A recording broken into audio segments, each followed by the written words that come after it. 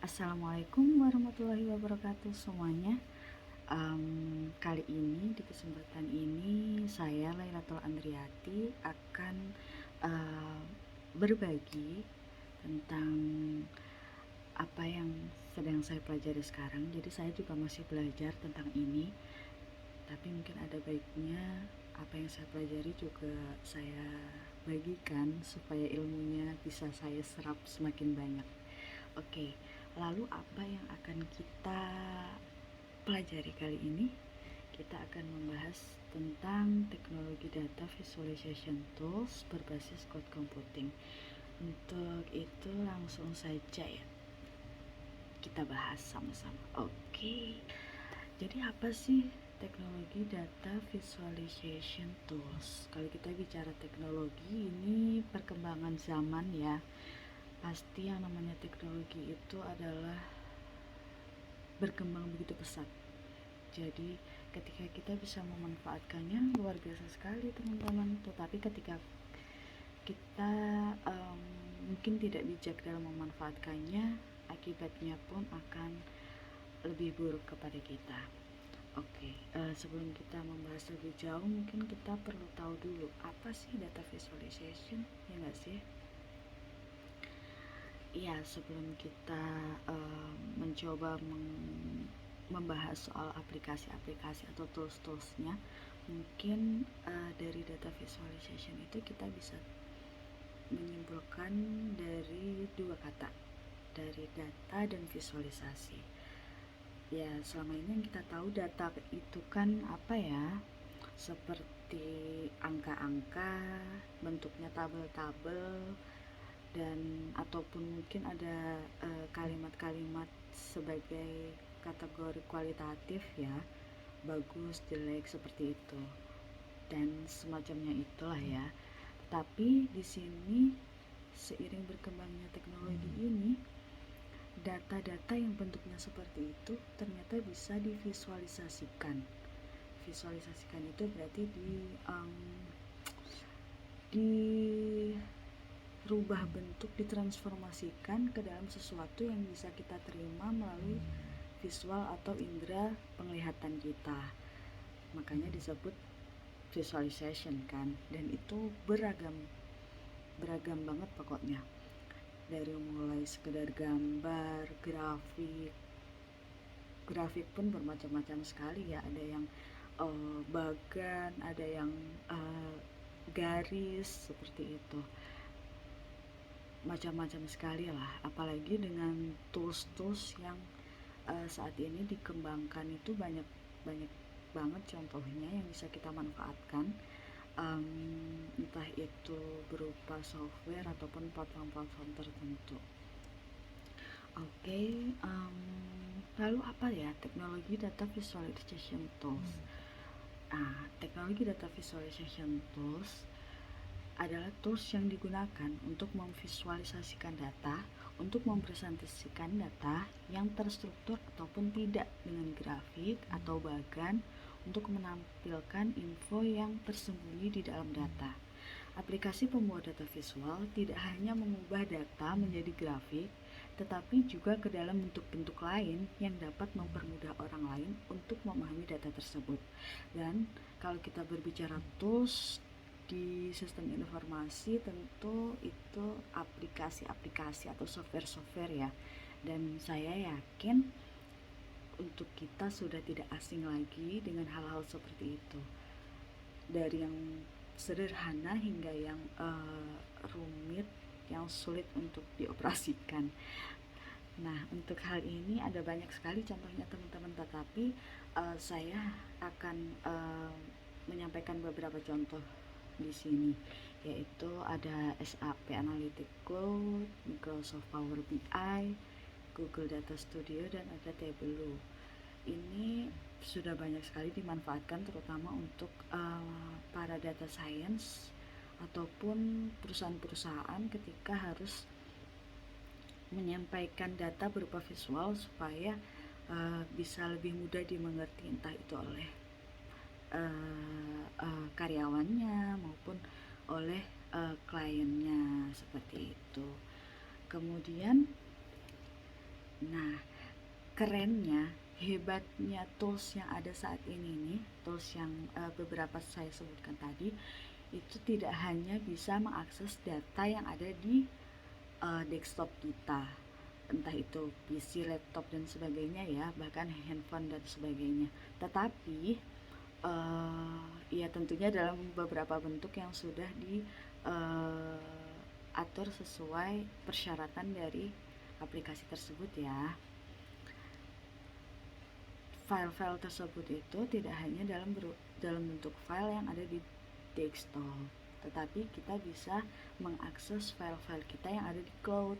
Nah, seiring berkembangnya teknologi kan kita menyimpan data itu nggak perlu lah selalu di flash disk, selalu di PC atau perangkat-perangkat keras seperti itu kan. Kita bisa memanfaatkan perkembangan teknologi dengan menyimpan data-data yang kita punya itu ke dalam cloud seperti itu. Nah, apa sih cloud computing nih? Dari tadi saya menyebut cloud nih. Kira-kira apa sih cloud itu?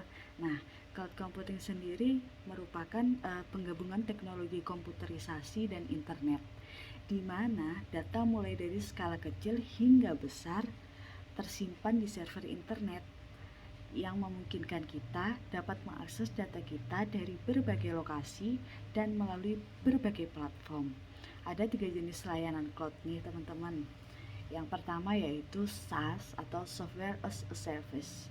Kemudian ada PaaS atau Platform as a Service, dan terakhir adalah IaaS atau Infrastructure as a Service. Nah, contohnya apa aja? Sebenarnya kita udah nggak asing sih teman-teman. Pasti sebagian besar kita pernah bertemu dengan alat-alat ini.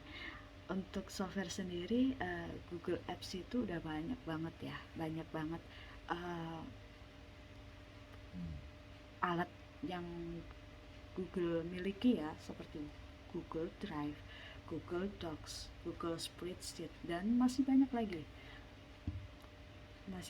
kalau kita buka Google, kita melihat di akun Google kita itu ada semuanya.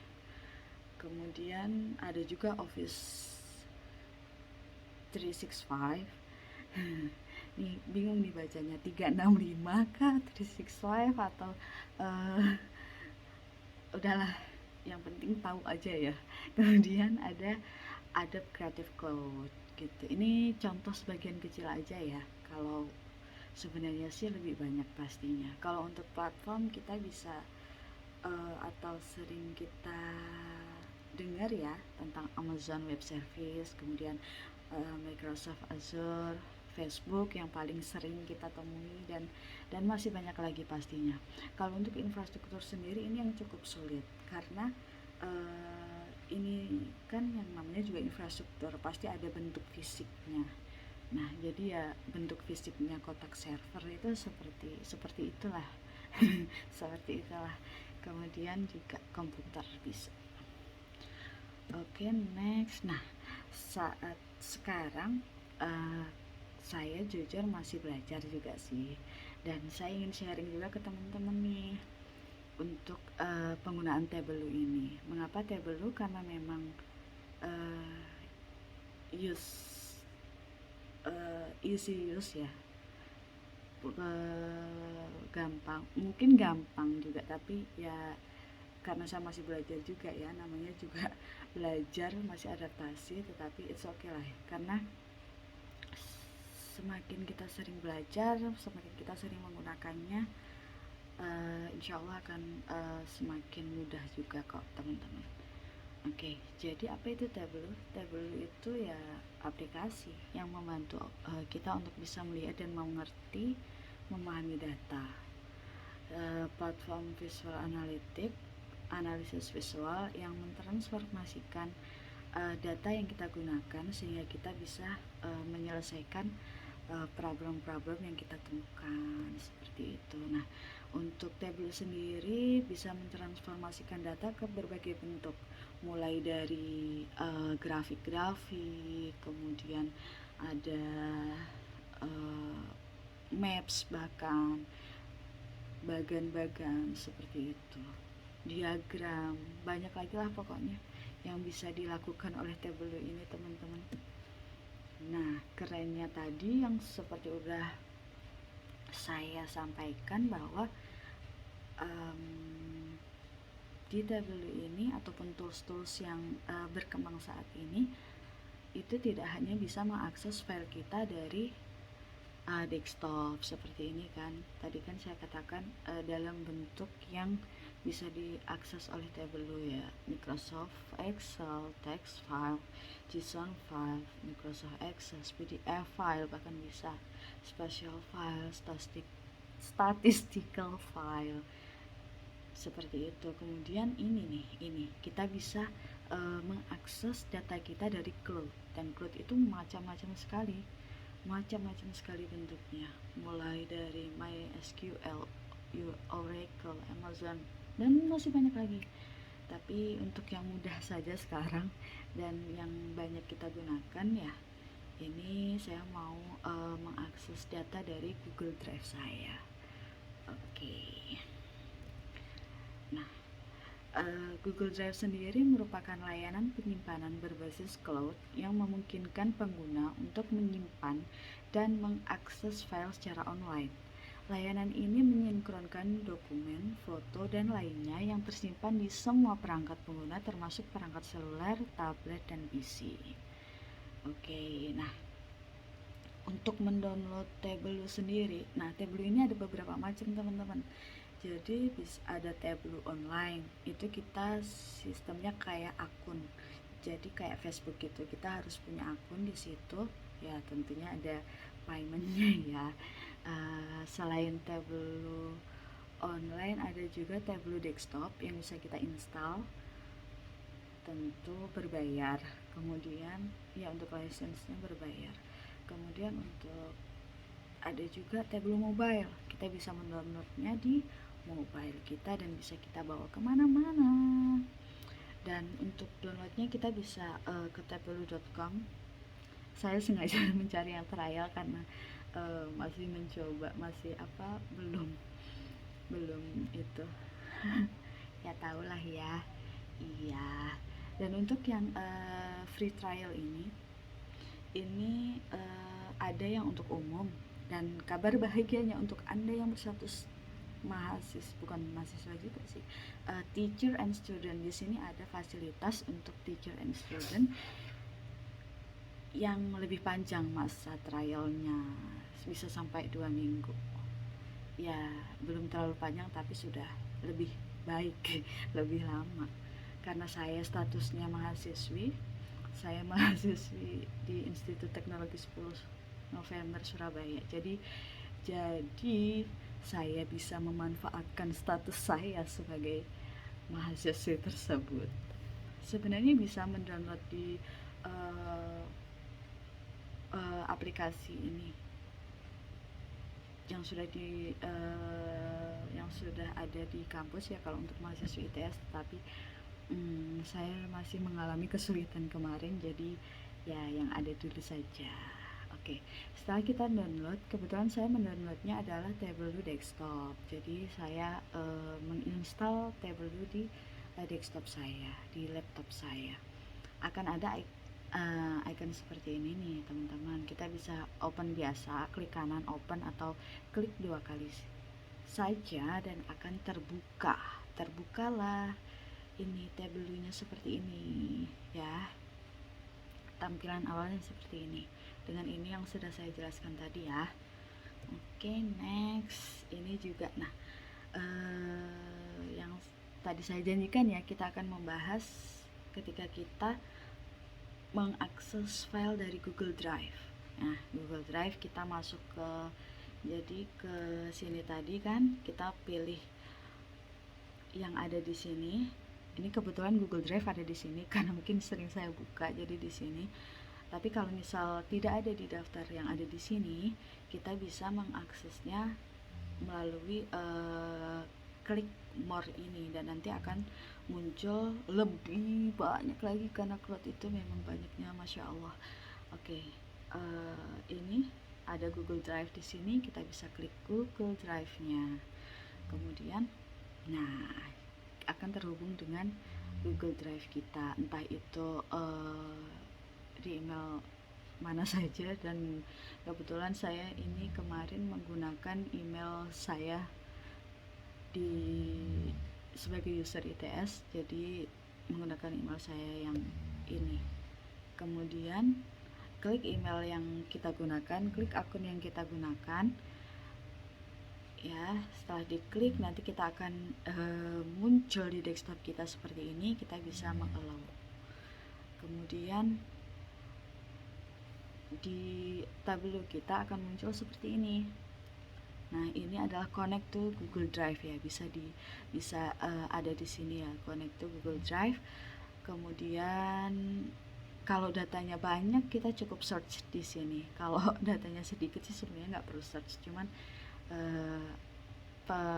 percobaan aja ya, biar teman-teman tahu kan, siapa tahu datanya banyak sekali seperti itu. Nah, ketika kita search, kita sudah menemukan, misalnya di sini saya mau data rumah sakit rujukan COVID-19 gitu ya. Lalu saya klik datanya saya klik, maka akan muncul connect. Sebenarnya sudah ada connect-nya ya, sudah ada, cuman dia belum aktif. Tetapi ketika kita mengklik data atau file yang kita inginkan untuk dibuka, selanjutnya dia akan aktif connect-nya, dan kita bisa mengklik connect, lalu processing, permintaan kita akan diproses oleh tableau, dan akhirnya tada, ini dia data rumah sakitnya muncul di sini. Nah, data rumah sakit, nah di sini. Kemudian bagaimana caranya? Kita pilih yang kita inginkan dulu nih, datanya yang mana. Pertama mungkin kita mau rumah sakit rujukan aja. Nah, sebenarnya kita harus memahami data kita dulu. Apa yang kita mau dari data itu? Apakah kita ingin membentuknya ke dalam bentuk diagram, atau dalam bentuk grafik, atau dalam bentuk map seperti itu. Dan ya, kita harus memahami apa yang bisa kita transformasikan atau bisa kita visualisasikan ke dalam bentuk mentransformasikan ke dalam bentuk visual, ya Allah. Kita harus paham dulu apa yang bisa kita visualisasikan. Nah, mungkin pertama kita akan membentuk maps ya. Jadi kita mungkin akan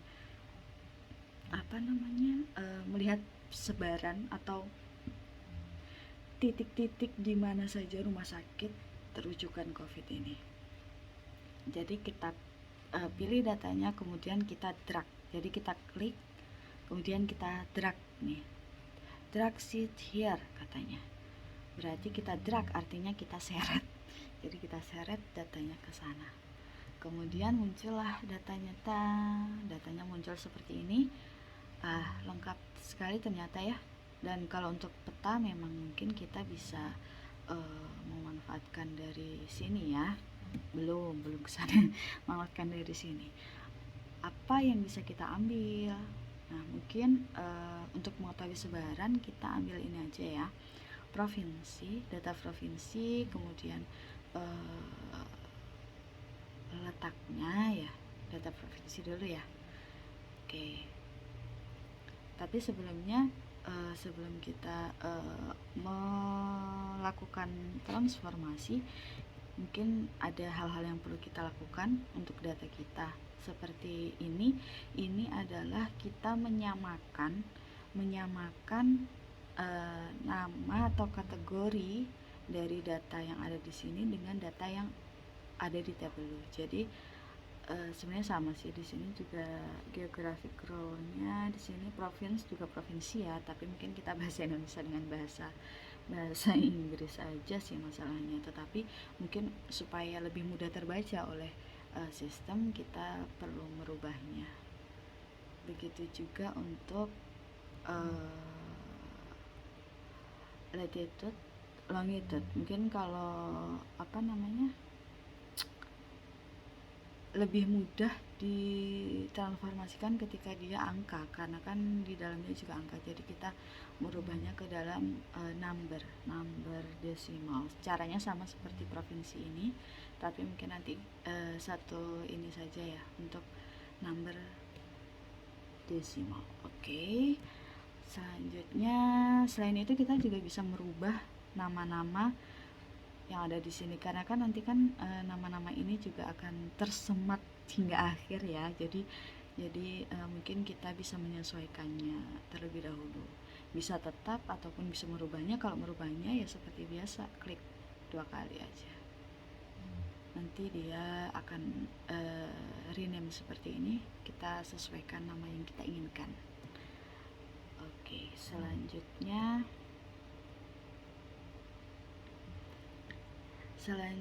setelah kita yakin semuanya sudah sesuai, semuanya sudah sangat mungkin untuk terbaca oleh sistem, maka selanjutnya kita akan ke sini, ada tulisan go to worksheet. Nah, di situ ada go to worksheet. Tapi kalau memang tulisannya nggak ada, klik aja sheet di situ untuk masuk ke sheet pengolahan data. Oke. Nah, akhirnya masuklah ke sheet atau lembar kerjanya ya. Nah, di sini ini ada sheet 1 seperti ini. Tentunya semuanya punya fungsi ya, file untuk melihat atau membuka data atau membuat file baru bisa di sini. Tetapi jujur saya belum tahu membuat file barunya. Jadi mengambil itu aja, mengambil data dari luar. Kemudian ini kalau kita kembali ke halaman awal misalnya, ada yang lupa nih langkahku gitu, ini bisa back ke tableau halaman utamanya. Ini melalui sini ada icon tableau-nya. Oke. Lalu apa yang ingin kita lakukan? Caranya sama seperti waktu kita masukkan data ke tableau tadi, yaitu dengan cara di drag atau diseret. Nih ada tulisan drop file here, nih seperti ini. Jadi diseret aja, nanti dimasukkan, diseret, dimasukkan, kayak gitu teman-teman. Kayak gini tadi kan, nih ini ada provinsi, longitude, latitude, seperti itu, latitude, latitude tahu.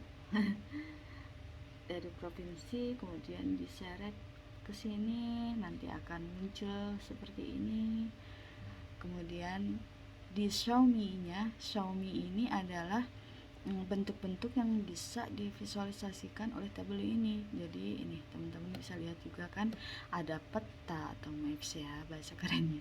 Ada maps, kemudian diagram, ada grafik-grafik, bagan-bagan seperti itu. Tergantung apa yang bisa kita visualisasikan dari data kita aja. Oke, karena ini untuk maps ya kita pilih maps ya, boleh ini boleh inilah ya. Nanti dia akan diproses lagi. Setelah kita klik, dia selanjutnya akan diproses. Ada tulisannya processing request seperti itu. Nah, mulai muncullah dia gambar. Wah, tapi kok luas sekali ya, ini sepertinya peta dunia, padahal kan aku maunya peta Indonesia seperti itu. Nah, bukan nggak bisa, itu bisa sekali. Selanjutnya ini kita bisa klik kanan, nanti ada edit location, kita klik edit location dan muncullah ini akan muncul nih. Kemudian kita cari di sini nih, kita klik di sini dan akan muncul lokasi-lokasi yang bisa kita pilih, kita mau yang mana. Kita tentunya karena kita tadi cari Indonesia, kita cari Indonesia, masuklah kita ke Indonesia, dan inilah Indonesia kita tercinta. Oke, sebegitu mudahnya sebenarnya ya teman-teman, tapi kalau nggak bisa ya susah. Kalau belum terbiasa ya harus membiasakan diri, dan itu yang sedang saya lakukan saat ini. Saya belum begitu bisa soalnya. Nah, Xiaomi tadi bisa dihilangkan maupun dibiarkan di pojokan ya. Nah, kalau sudah kan ketika kita menarik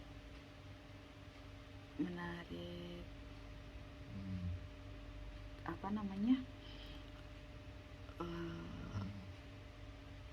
ini mendrag lagi longitude latitude-nya, dia akan muncul seperti ini teman-teman. Datanya bisa kita lihat. Jadi setelah ini tadi kan sudah nih, kita sudah, wah, ketika kita mengklik salah satu areanya, nah maka kita akan mendapatkan informasi dari area tersebut. Begitu hebat ya teman-teman ya. Nah, selain itu kita juga bisa ngasih, kalau di peta tuh ya, kalau kita pernah melihat atlas itu kan ada yang namanya legenda. Bukan di atas aja sih, karena memang aturan pembuatan peta tuh harus ada legendanya. Jadi kita bisa memanfaatkan aplikasi ini. Ini nih bisa kita manfaatkan semuanya ya teman-teman, entah itu untuk merubah warna, entah itu untuk memberikan label, kemudian menulis note ataupun menambahkan tandanya bunga asmara. Udah, kalau teman-teman nggak tahu maksudnya legenda itu seperti apa sih, penanda gitu. Kalau kita lihat atas atau peta itu kan kadang ada gambar setiganya. Kalau segitiga merah itu berarti gunung berapi, seperti itu tuh teman-teman. Karena ini tadi kan kita ingin melihat sebaran rumah sakit rujukan COVID-19. Jadi seperti ini. Nah, ini dia. Jadi di area yang kita klik nih, kita bisa mendapatkan informasi ada di daerah mana, di provinsi apa, kemudian ada berapa banyak rumah sakit rujukan COVID-19 di daerah tersebut. Oke. Nah, ini tadi untuk menambahkan kok bisa jadi ada jumlah rumah sakitnya. Nah, itu kita bisa melakukannya di sini. Klik dimension, kemudian akan muncul create calculate field, kemudian akan muncul yang seperti ini. Nah, jumlah rumah sakit rujukan kita bisa melakukan seperti yang biasa kita gunakan dengan Excel ya. Di sini kita menggunakan count atau menghitung berapa jumlahnya rumah sakit rujukan yang ada di daerah tersebut. Nah, itu sekilas kalau kita membuat peta dari data yang kita miliki. Itu tadi baru satu bentuk, sementara kita bisa memanfaatkan tabel ini untuk berbagai bentuk. Nah, kita bisa mencoba lagi nih satu bentuk lagi, mungkin yang lebih simple ya. Kalau Maps tuh sepertinya aduh terlalu, itu masih sedikit sulit. Mungkin kita bisa itu aja, data biasa aja. Data biasa aja itu kayak apa? Nggak, maksudnya tuh masalah kayak grafik itu kan hanya membandingkan antara bentuknya lebih sederhana dan kita bisa lebih mudah untuk membacanya seperti itu. Karena tadi untuk data yang ada di rumah sakit rujukan tadi mungkin belum cukup untuk mewakili, kan hanya jumlah rumah sakit dan sebarannya. Jadi saya di sini ingin membuat sebuah bagan atau grafik yang dimana ketika saya melihat itu, berarti itu kita jadi tahu gitu, di tempat ini nih kira-kira jumlah kasusnya tuh ada berapa banyak, kayak gitu. Kemudian dari satu daerah ke daerah dengan daerah lainnya tuh perbandingannya seperti apa, kayak gitu kan. Nah, data itu bisa kita dapatkan di file yang lainnya, tetapi masih ada di satu ini sih, ada di satu tubuh ibaratnya seperti itu. Kalau kalau Excel itu ada di sheet yang berbeda tetapi ada dalam satu Excel seperti itu. Nah, saya di sini akan mendrag absolute COVID-19 per provinsi ya. Ini saya tarik ke sini. Nah, akhirnya muncullah data-data ini. provinsi mana, tanggal berapa, jumlah kasusnya berapa, berapa yang meninggal, berapa yang sembuh, dan seterusnya ya. Nah, selanjutnya dari situ, nah, saya ingin tahu, jadi jumlah kasusnya ini di provinsi ini, jadi ini nih peningkatan kasus ya, atau naik turunnya kasus, jumlah kasus lah ya. Kemudian ini adalah informasi terkait provinsinya atau daerahnya. Nah, dari sana saya menarik data dari tanggal. Saya menggunakan tanggal, kemudian memadukannya dengan provinsi. Provinsi seperti itu. Mana provinsi, guys? Oh, ini ketahuan banget ya. Matanya minus ya.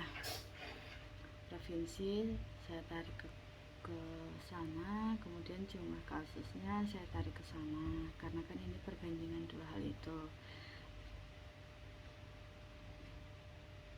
Nah, untuk tanggalnya kita sesuaikan kan yang terbaru dengan yang lama-lama, kan tidak harus semuanya kita membuat batasan saja. Oh iya, tadi apa yang kita inginkan itu bisa kita filter di sini. Jadi kita misal mau membatasi tanggalnya, periode atau jaraknya, itu kita bisa mendrag tanggal, kemudian ke sini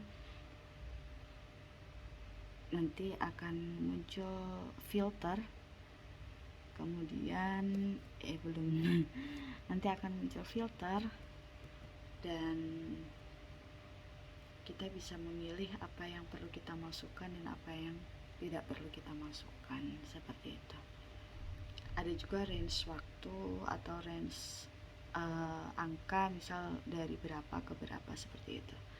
Nah, kemudian dari data yang saya masukkan, saya ingin mentransformasikan ke dalam bentuk ini, makanya kan ini aktif kan, saya klikkan aktif, dan akhirnya muncullah grafik seperti ini, teman-teman. Xiaomi, ketika Xiaomi-nya diklik, maka dia akan hilang kembali dan kita dapatkan hasilnya seperti itu kurang lebih. Jadi seperti itu ya teman-teman, cara visualisasi data supaya kita dapat mudah dalam membaca dan dapat memahami data itu dengan lebih mudah, seperti itu. Dan dengan visualisasi data juga kita bisa berkomunikasi. Jadi dari kita ke orang itu, data itu bisa bukan datanya, dengan memvisualisasikan data, jadi seperti data itu bisa berbicara seperti itu. Kayak ada aja yang masa data berbicara, maksudnya ada informasi yang bisa kita sampaikan walaupun tidak ada kitanya yang berbicara gitu loh teman-teman. Jadi ketika orang melihat visualisasi dari apa yang kita sampaikan itu, mereka sudah tahu, oh itu ini ya, seperti itu. Kemudian terus sangat beragam sekarang. Jadi ya seiring berkembangnya teknologi, ini pun juga ikut berkembang. Perkembangan teknologi itu pesat banget, ketika kita memanfaatkannya dengan bijak, itu pun manfaatnya juga luar biasa untuk kita. Tetapi ketika kita tidak bijak, itu juga seperti senjata bunuh diri sendiri gitulah istilahnya ya. Jadi ayo kita bijak memanfaatkan teknologi.